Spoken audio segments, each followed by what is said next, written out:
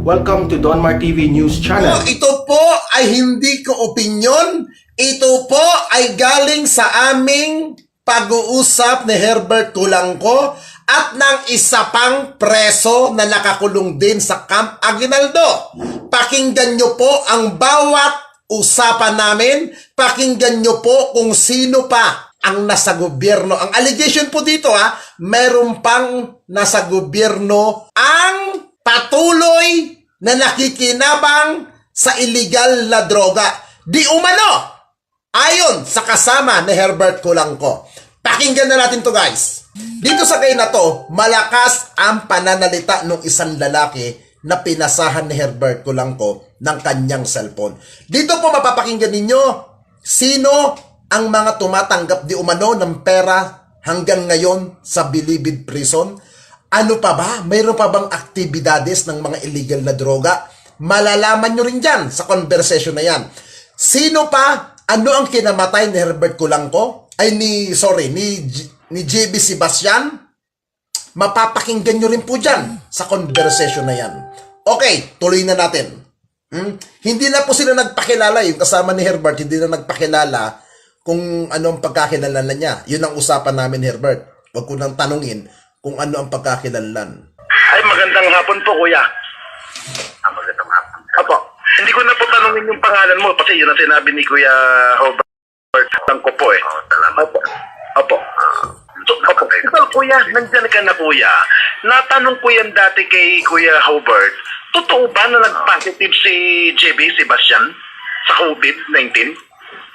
Si JB Sebastian nag-positive sa rapid test. Kaya alam mo naman yung rapid test, sila noon, kontrolado nila yung mga kuhan. Ang gusto talaga, before naman tayo si JB, nakausap ko pa yun.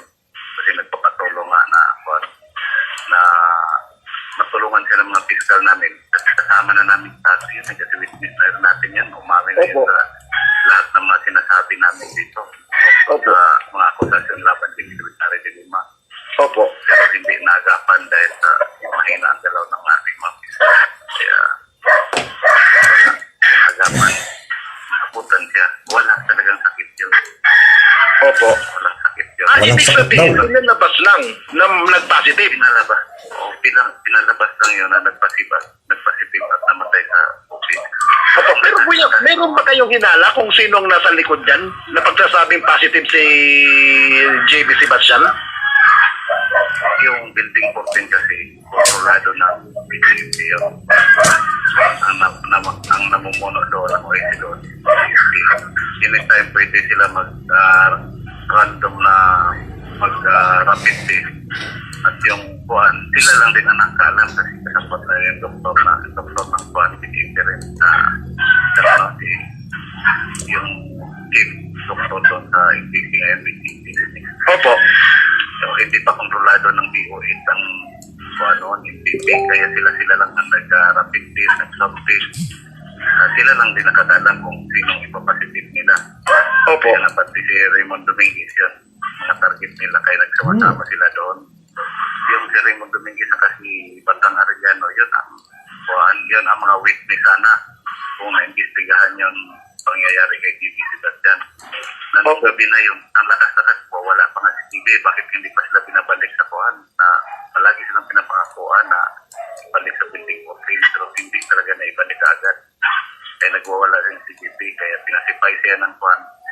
Ang naka-assign kasi doon sa hindi rin si JB doon sa Site Harry. Yung Site Harry doon sa medium bomba, ECRPO, mga pagitong ECRPO ng doon. Opo. Naka-assign na mga nagkukulat sa mga ring na doktor doon. Opo. Kaya yun, nung ibiniyahe nila, ang sabi nila ito, nung umaga na yun, ibalik na yung sa pero dadaan muna ng hospital ng MPP para i-medical bago ibalik sa kuhan.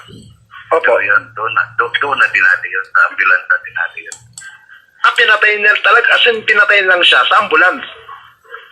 Oo, yung nung oras din na yun, Opo. pinatay siya.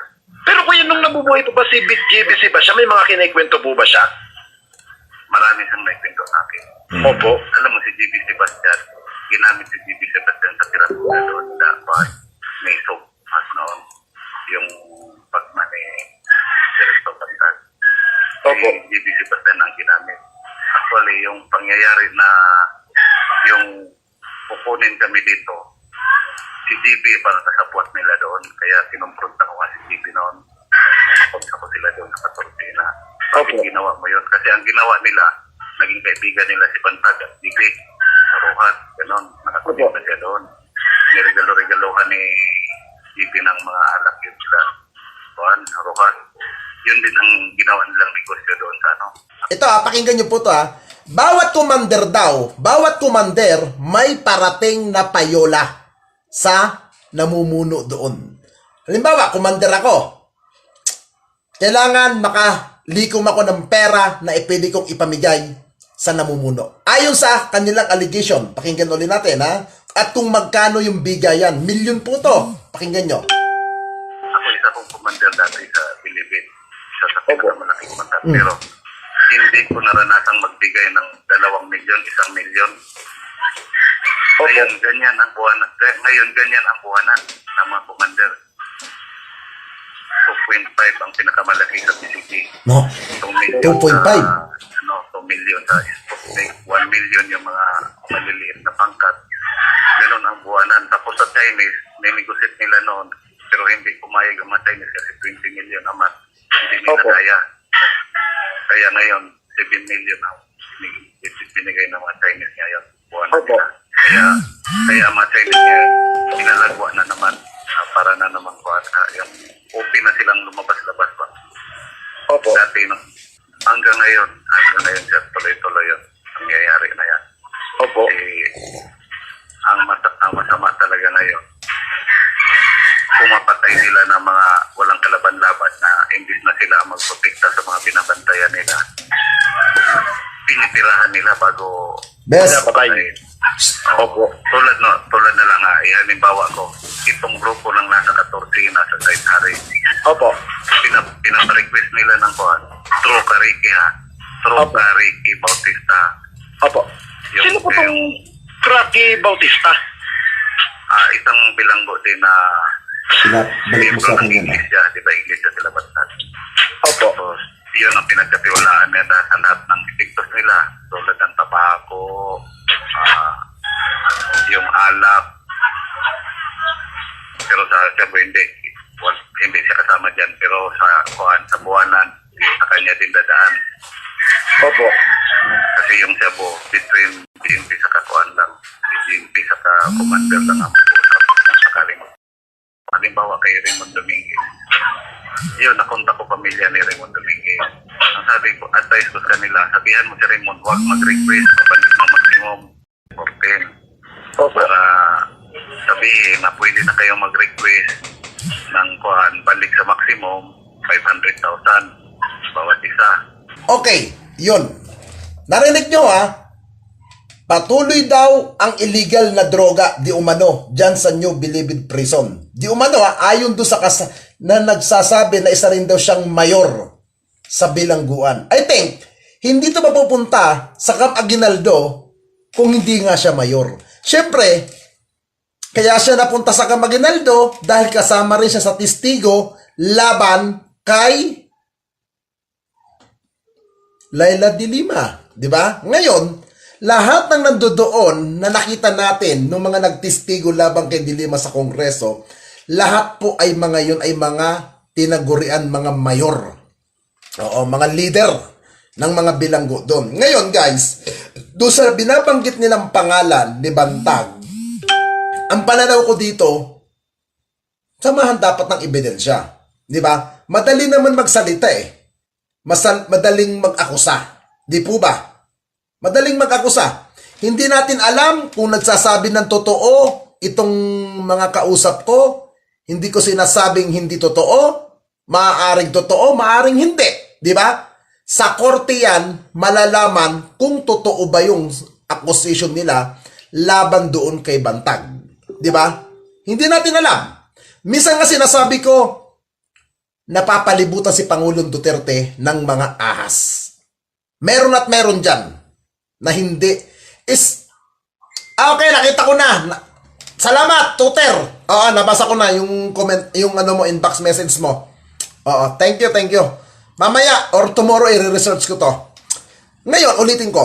Hindi ko sinasabing totoo yung sinasabi nila. Kayo na pong mag-analyze kung totoo ba yung sinabi nila o hindi. Di ba? Kayo pong magtanong, kayo pong mag-analyze doon sa mga pag-uusap namin kung totoo po ba yun o hindi.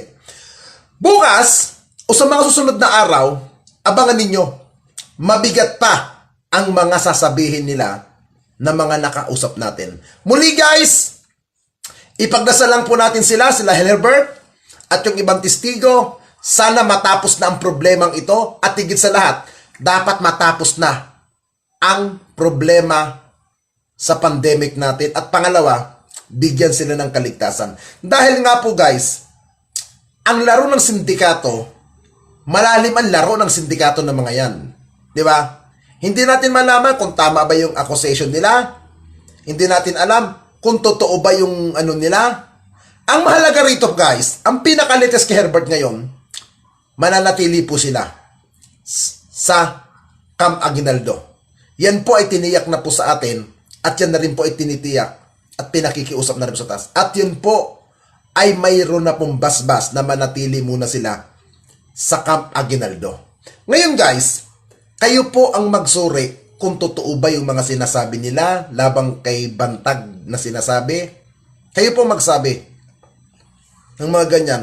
Ngayon guys, kayo na pong mag-analyze kung totoo ba yung sinasabi nilang mga ganon. Okay? Magandang gabi po sa inyong lahat.